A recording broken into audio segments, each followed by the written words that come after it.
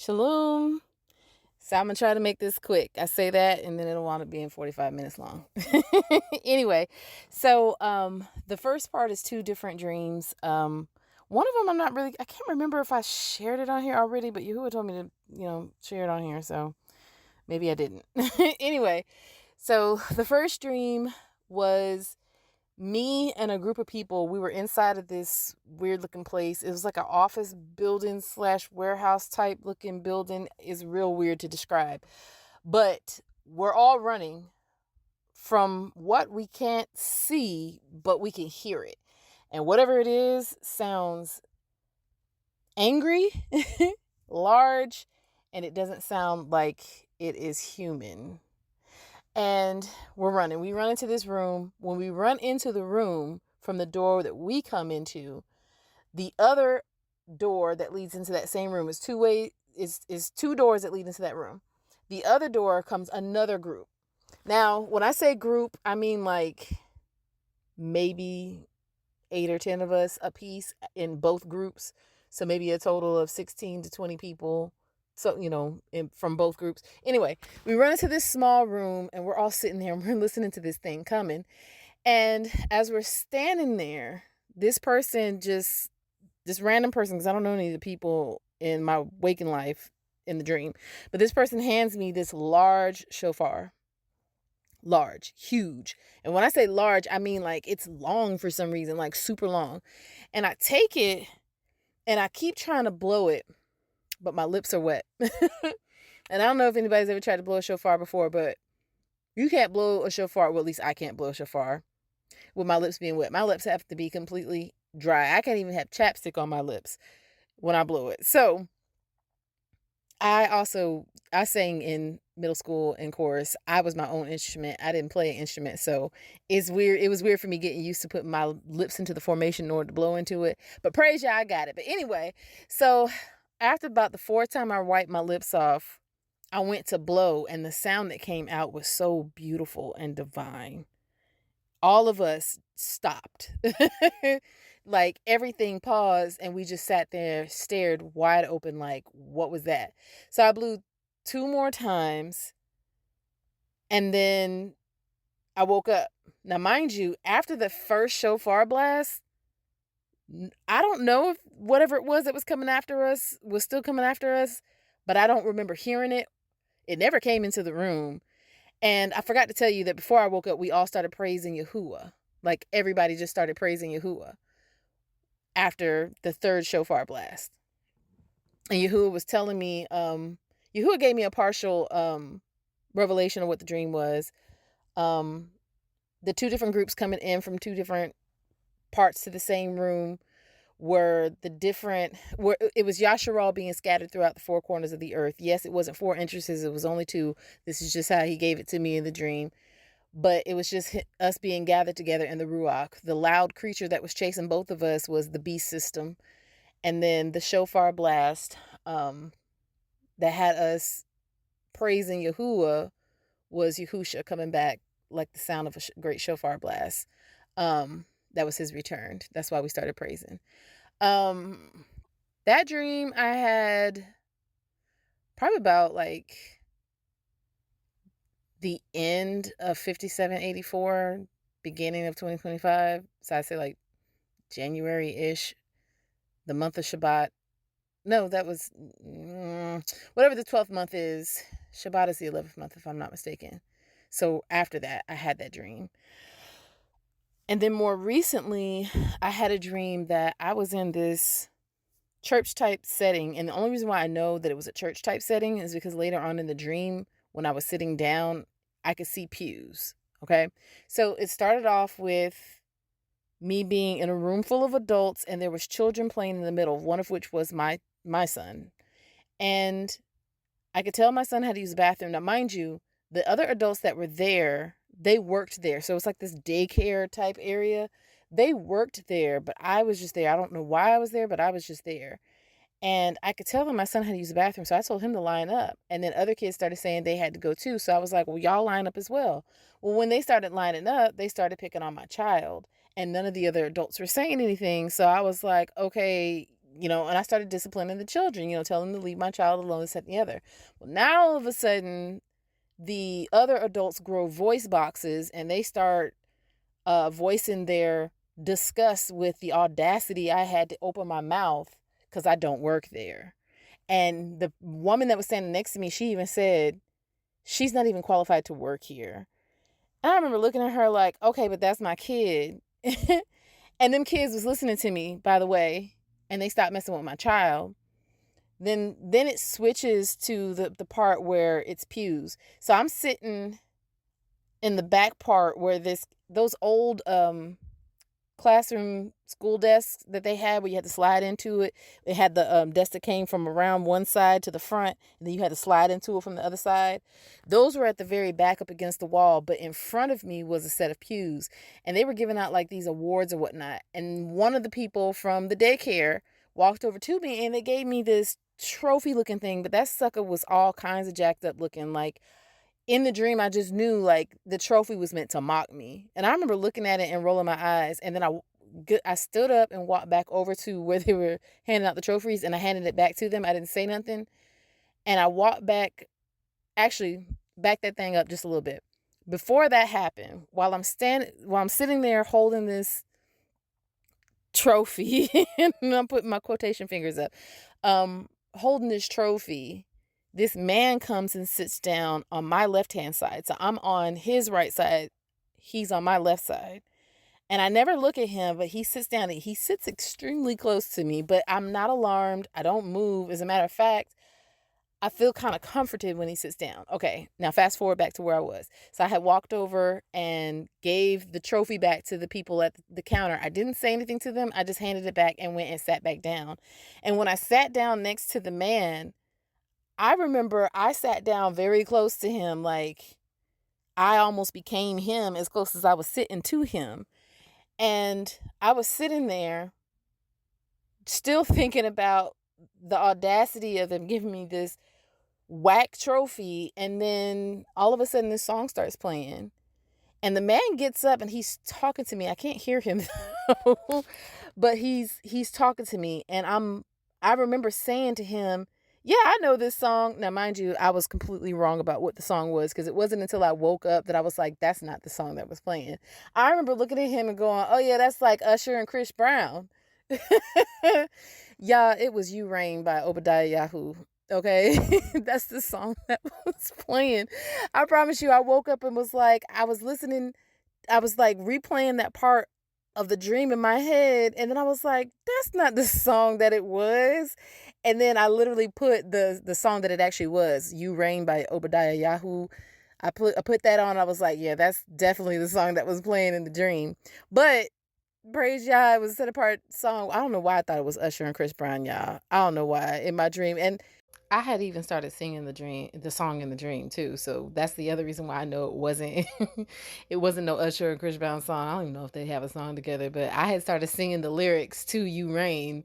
So I don't know what was going on with that. When I awakened and was talking to Yahu about the dream, he was telling me that I was in the wilderness with all the little children. The children represented all the nations, right? And the deceitful workers of Yasharal were the daycare workers. And they were okay with the corruption that was going on. They were even okay with my child, who was my son. Manasseh he represents the set apart children of Yasharal, right? So the deceitful workers of Yasharal, the priests, the corrupt priests, were okay with the little children of Yasharal being picked on, until somebody stepped in and stood up for them, right? Reminds me of when Yahusha came in the flesh and the Pharisees and the Sadducees and the lawyers and the scribes was irritated with him because he was over here paying attention to the outcasts, those people that were being mistreated and mishandled by the religious leaders of that time. You know what I'm saying? And they was mad at Yahusha. So when the woman said she's not even qualified to work here, it also reminded me of when he was flipping over the tables in the temple and they were like, by what authority do you do these things? You know what I'm saying? So when I sat down and they handed me the trophy was meant to mock me, like I already said.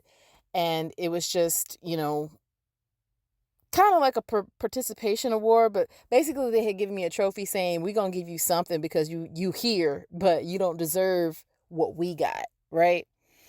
And because you're not like us, you're not as exalted as we are, basically is what the trophy was saying. So the man coming and sitting down next to me was Yahusha.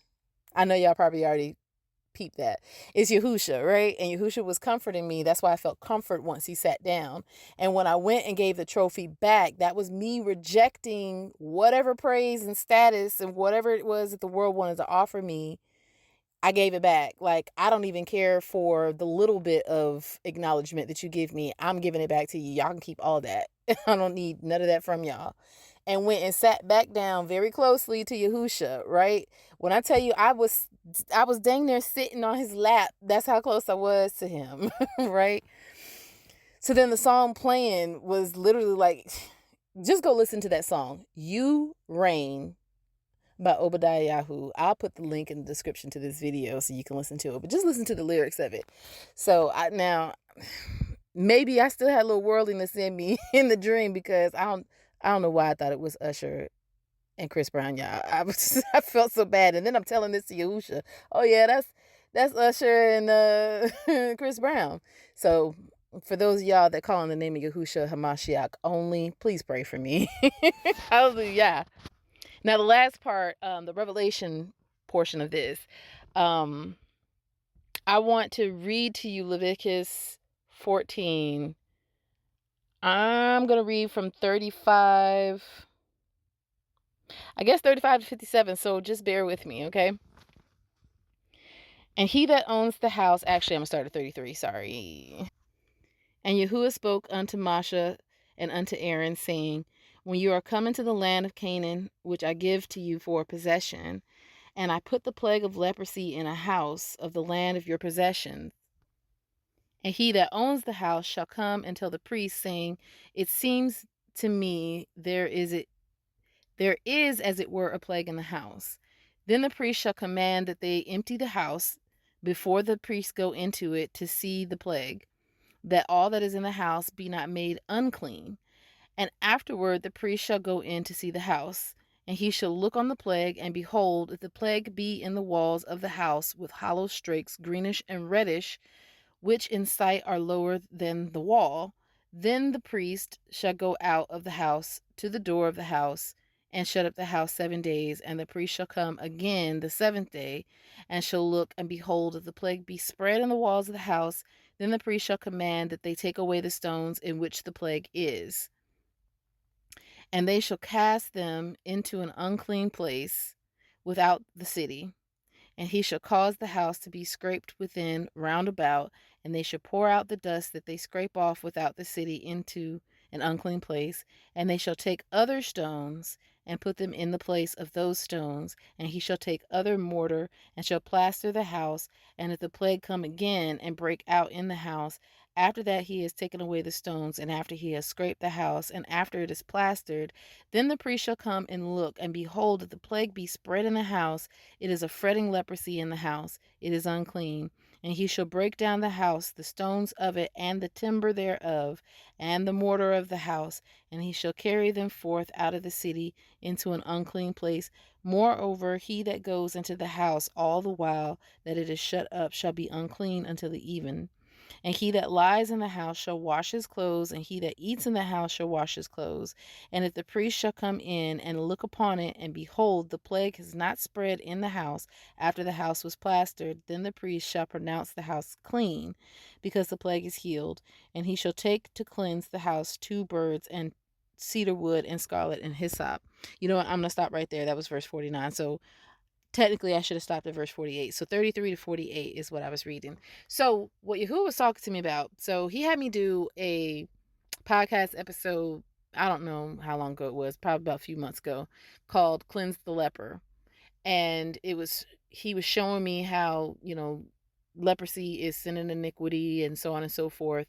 I'll also put the link to that in the description of this video in case you decide to go listen to it. But with that being said, Yahuwah gave me the revelation back then that the house, that Yahuwah's house is represented, apologies, let me get my words. So the walls of Yahuwah's house, so that's where the leprosy is found according to these, what I just read to you. The walls of the house are the leadership that is put up in Yasharal. The foundation is Yahusha, the ceiling is Yahusha. Okay? The cloud of smoke by day, the pillar of fire by night, right? So with that being said, the walls are the leadership. That's the structure of the house. And the furniture is everybody that sits underneath that leadership. So notice that when you read it, the furniture had to be removed so that the leprosy that was within the walls did not spread to the furniture, that they become unclean as well. And then it talks about, it's the priest that is examining the house, right?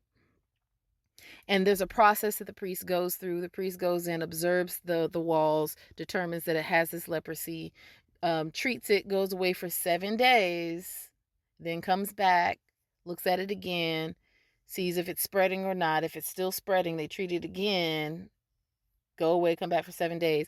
Now, here's the thing. If it's still spreading after that, they take the infected stones out of the walls. So that should let you know that the wall is made of stone, right? Takes the infected stones out of the wall and replaces them with non-infected stones. They still treat the house after that just to make sure that there's no more leprosy. So what he was talking to me about was that's what Yahusha was doing when he chose his 12. He didn't choose the 12 from within the corrupted leadership that was within the temple. He chose them from without of the temple to replace those that were corrupted within the temple. That's the reason why you don't see not one Levite, not one Pharisee, lawyer, scribe, or Sadducee is part of the 12 disciples that Yahusha handpicked himself. Now, the thing about it is, there was one that still had a leprosy. He got kicked out. And then they replaced him with Matthias. So Yahuwah was just talking to me about how when you really seek his face, you really want to know who Yahusha is and why he did the things that he did, how everything is connected, you can ask of him and he'll show it to you. When he showed this to me, I was like, wow. And let me just go ahead and say this right here, because one of the thoughts that came to my head when I was reading this was Matthew 16 and 18, where he told Peter that his name is now Peter, or Kappa. And I looked that up and it said, now this is according to the Greco-Roman Babylonian concordance, right? Said that word Cephas or Kappa or Petros, whichever one you want to look at, can mean rock or stone, but it actually only means rock, and it's not the same word that's used here. Lithos is the word in the Septuagint that's used in Leviticus 14. The Hebrew word for that is aban, and it means stone. The difference between a rock and a stone is a smaller piece of a rock, okay? So it's not the same. So I personally believe, now listen to the words I'm using, I personally believe that this is where the fallacy that Peter was the first pope came from. Well, one of the many places, because you got to remember the enemy does know portions of the truth, so they're going to sprinkle a little bit of truth in with the lie in order to make it all believable. So no, that is not, it's not the same word. It's not the same word, period. That's not, we're not going down that route. And the reason why I'm mentioning that to you is because that was the first thought that I had. I was like, oh, wow, well, maybe this is why he called him Peter. And I sat there and I sat in Yahuwah's face, and it just, it didn't fit. And Yahuwah just kept showing me, that's not it. That's not it. That's not it. And I was like, okay, I got you. But I believe he was showing me that, and he allowed me to have that thought to show us why it's so important to lean not to our own understanding, but trust in Yahuwah with all of our heart. Isn't that what he says? He shall direct our path. That's what he said. Do not trust in your own thoughts. Just because it makes sense to you does not mean it's the truth. And again, he allowed me to have that thought come through my head, and I was about to run with it. I was about to come on here, and he was like, sit down. So I just wanted to share that with you guys because, Yahuwah he be handling me too. You know what I'm saying? Praise Yah. Praise Yah. Anyway, so I just want to share those two dreams and revelation with you because, wow, when Yahuwah showed that to me, a whole bunch of other stuff started making sense as to the why it was that he was doing and saying certain things to the 12 disciples, because he was preparing to put them up as the leadership. They were replacing the leadership because the leadership was corrupted. And it also made sense as to the reason why Yahusha was saying the things that he was saying to the leadership that was already in place. I also just recently did a podcast episode that was talking about the leadership and who the Sadducees actually are, where they came from. Man, when I tell you this thing right here, this thing right here, yeah, Yahuwah, praise Yah for Yahuwah and his Ruach HaKadosh and Yahusha HaMashiach, who gave his life for the remission of our sins. Hallelujah for that. But yeah, when it comes to the second dream, I just want to encourage you all to say, if you are walking intimately with Yahusha, one of the prayers that I've been led to pray recently is, two prayers, actually. The first of which is, Yahuwah, I not only want to know Yahusha, but let me be known by Yahusha. So I'm expressing my desire to want to be intimate with Yahusha. The other one is, help me to abide in Yahusha and he and I. So I've been asking for Yahuwah's help to abide in Yahusha. And the thing about it is, Yahusha said, if you love me, keep my commandments, right? And I think about when I was in the world, when I would date men, I did center men. Now, mind you, I didn't get carried away with men, but I just believed in taking care of the person you were with. I believed in making that person happy. I found joy in making that other person happy. So I went above and beyond. Like, if I know that you like steak every Friday, I would cook steak every Friday. If I knew that your favorite color was brown with purple polka dots, I made sure every gift I gave you had brown with purple polka dots. Like, that type of stuff. You know what I'm saying? Whatever your hobby was, I made sure that I learned about it so I could participate in it with you. Like, that was how I was. And Yahuwah was talking to me about the fact that, we're not like that when it comes to him.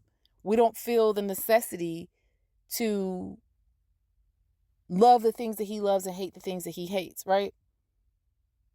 And I really believe that a lot of us don't even believe that he's real. It's just an ideal. He's just an ideal. He's just a doctrine. You know what I'm saying? But Yahusha said, if you love me, keep my commands. So he's still talking about, if you love me, you're going to do the things that I say. The same way that I loved my ex-fiancés and boyfriends, so I paid attention to them and did things that I knew that they liked. Why wouldn't we do the same for Yahusha? Matter of fact, what I said to Yahuwah recently was, ain't nobody ever laid their life down for me but Yahusha. So why wouldn't I have that same desire? So after having that conversation, that's when Yahuwah, through Ruach HaKodesh, was like, pray this. And so that's what I started praying.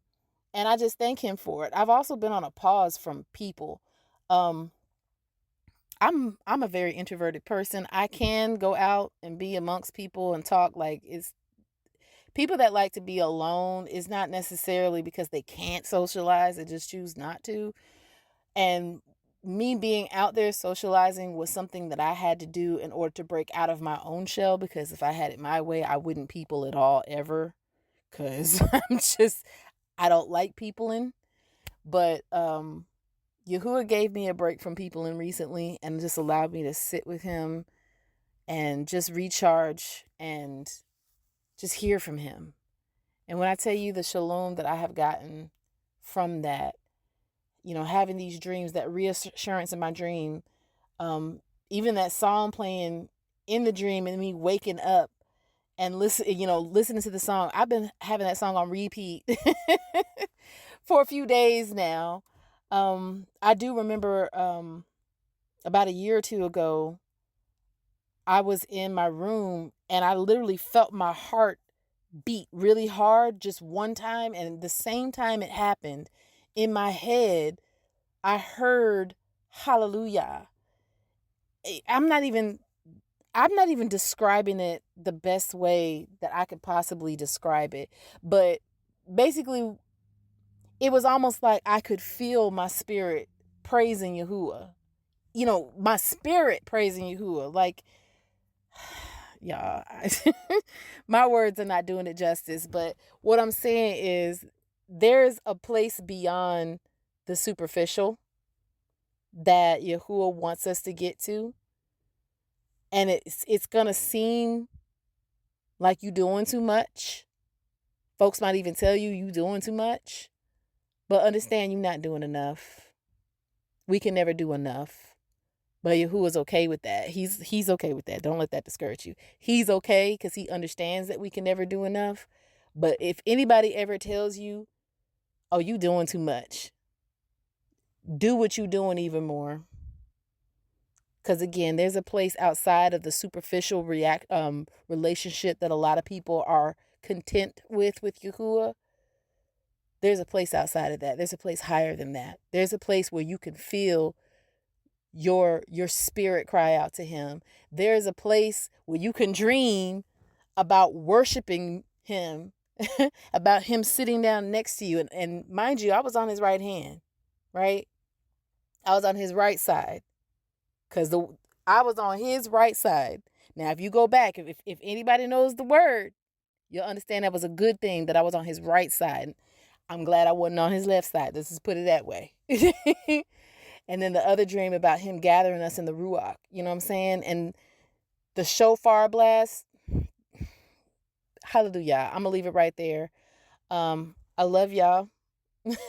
Pray y'all are having a great day. And until next time, much ahaba and shalom.